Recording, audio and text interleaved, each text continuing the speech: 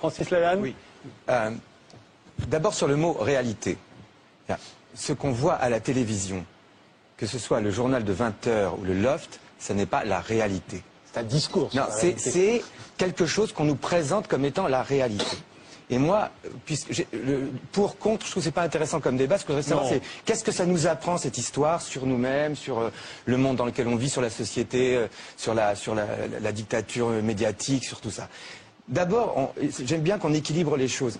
Je dirais la chose, effectivement, qui finalement nous apparaît comme étant un phénomène nuisible, mais qui apparaît à son paroxysme dans la télé-réalité, mais qui apparaît à tous les niveaux et dans toutes les émissions. Et comme vous le disiez, de plus en plus, les codes de la télé-réalité, on les voit partout, puisque maintenant, on nous passe des émissions, on nous montre une image, et il y a quelqu'un qui nous explique ce qu'on est en train de voir.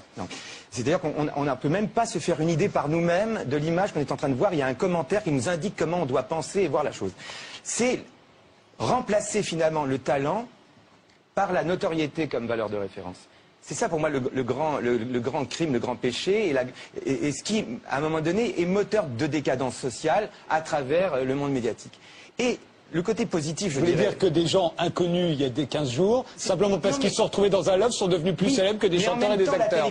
Mais en même temps, la télévision, c'est ça. C'est-à-dire que la télévision, c'est pas le territoire du talent ou de l'art ou de la création. Ça ne l'est plus, en tout cas. Maintenant, ça n'est que le territoire de la notoriété. Et c'est là où, finalement, quand je disais la phrase de Cocteau, un mensonge qui dit la vérité. Finalement, cette télé-là nous a dit enfin la vérité sur la télévision. Et ça, finalement, aujourd'hui, c'est quand même quelque chose qu'on a appris sur nous-mêmes, parce qu'on est tous responsables. On a les télévisions qu'on mérite, on a les gouvernements qu'on mérite. Faut pas dire vous, faut dire nous.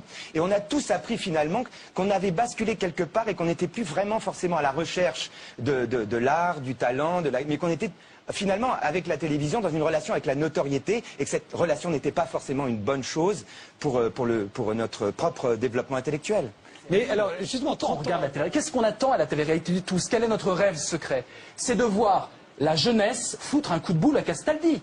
On attend le clash. Vous parlez de l'animateur de l'émission. Oui, voilà, ou Castaldi ou un autre. On attend que ça pète. On se dit, c'est pas possible. Ils peuvent pas aller si loin dans la servilité absolue. On veut qu'ils cassent tout, qu'ils cassent les caméras. On attend de la jeunesse le minimum de rébellion et de désobéissance. Et qu'est-ce qu'on a? On a un mythe qui plaît peut-être à certaines catégories complètement désabusées des jeunes, c'est le mythe d'une jeunesse totalement larbine, qui est prête à pincer les fesses de son voisin pour 3 000 € de plus dans la cagnotte, avec une voix, la voix de Dieu, qui donne des ordres et des instructions. Ce mythe de la jeunesse totalement servile, qui n'est pas fauteuse de troubles, qui se soumet, une jeunesse bini-oui-oui, c'est un mythe qui entre en connexion avec la politique d'aujourd'hui. La télé-réalité, c'est la matrice politique de la jeunesse de demain. Pour aller plus loin et pour rebondir sur ce qui vient d'être dit, et par madame aussi, si vous voulez, comment s'opère cette manipulation de la conscience? Elle s'opère très simplement parce que, effectivement, on présente à la jeunesse l'image qu'elle doit avoir d'elle-même et du monde, en fait. Et donc, on inverse finalement, on écrase toutes les valeurs et on explique finalement que c'est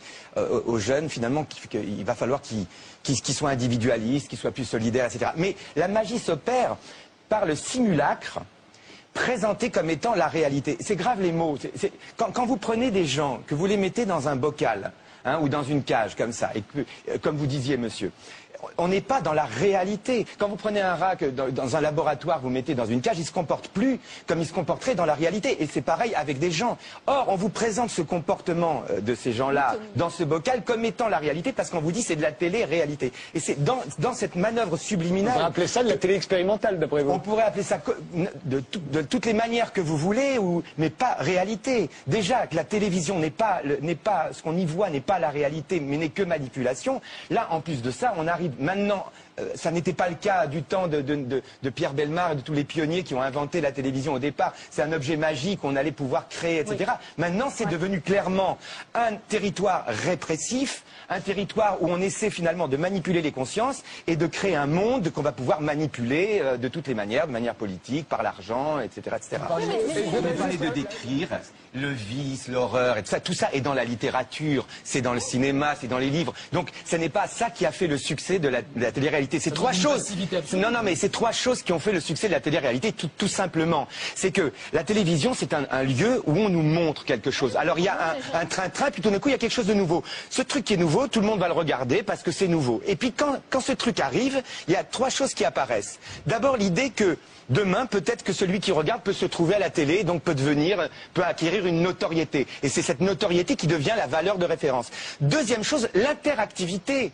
Car là, on se retrouve comme au jeu du cirque, à faire comme ça ou comme ça avec le pouce, et on décide, on rentre dans la télé, on a une interaction avec la télé, et quand on est chez soi, on peut décider que lui va revenir, etc. Et donc on existe. C'est le fameux téléphone qu'a inauguré Pierre Bellemare à l'époque pour venir en aide aux gens. Et en même temps, et la troisième chose, c'est que ces émissions, bon, eux ont été vraiment des pionniers, mais on a testé beaucoup de choses sur eux et après on les a optimisées. Et toutes ces émissions sont de plus en plus scénarisées par des gens qui se disent, si on met lui, on dresse lui contre l'autre, etc., ça va faire... Et finalement, c'est des romans photos et on veut connaître la fin, parce que quand on a vu le début d'une histoire, on veut connaître la fin. Et ça agit exactement comme une drogue cathodique. Et oui, madame, il est intolérable que le service public n'ait pas su, à un moment donné, pas simplement dans les émissions de télé-réalité, mais dans toutes les émissions, tolérer plus longtemps cette imposture qui consiste à faire croire qu'un spectacle est la réalité. En plus, dans ce spectacle, faire jouer des gens dont ça n'est pas le métier, au détriment de ceux dont c'est le métier qui ne peuvent plus jouer et qui ne peuvent plus avoir un accès au droit, d'utiliser l'argent public, etc. Vous parlez, parce que c'est en quoi c'est le service public qui a fait ça? Non, le service public, le CSA, les organismes. Mais le service public, c'est plutôt auto-limité et même... Dans le service public, il y a aussi des émissions qui ne sont pas de télé-réalité, où on met la notoriété au-dessus du talent. Et on met par exemple deux crétins cathodiques à qui on donne le droit d'insulter, par exemple, des romanciers, des gens qui ont travaillé. Et on oublie que la critique est aisée, que l'art est difficile, et on ne respecte même plus la personne humaine. Et tout ça, ça se passe sur la chaîne publique. Il y a une dérive, parce qu'effectivement, il y a utilisation du pouvoir médiatique comme instrument répressif pour modeler les consciences, et c'est pas simplement le pouvoir médiatique aujourd'hui. C'est le pouvoir bancaire, le pouvoir politique, etc. Et tout ça est un programme qui est conçu pour vider les consciences et pour manipuler les gens. Mais tous ces pouvoirs, et là je vous rejoins, tous ces pouvoirs vont tomber. La dictature bancaire, les banques, c'est fini, c'est collapsé. La dictature médiatique, c'est collapsé par Internet. Et le monde va changer. Mais la télé-réalité nous a appris quelque chose.